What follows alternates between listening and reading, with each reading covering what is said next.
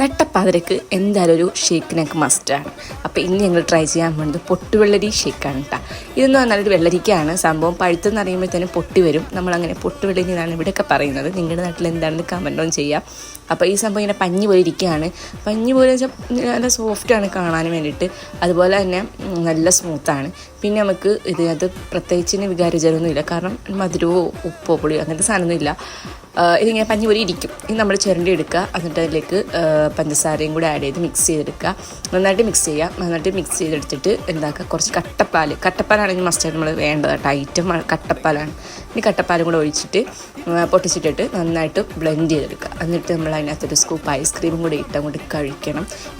അത് ടേസ്റ്റ് വേറൊന്നിനും കിട്ടത്തില്ല. ഇപ്പോൾ ചൂട് സമയമൊക്കെ ആകുമ്പോഴത്തേനും എന്തായാലും നിങ്ങൾ ട്രൈ ചെയ്ത് നോക്കണം. അടിപൊളിയാണ്.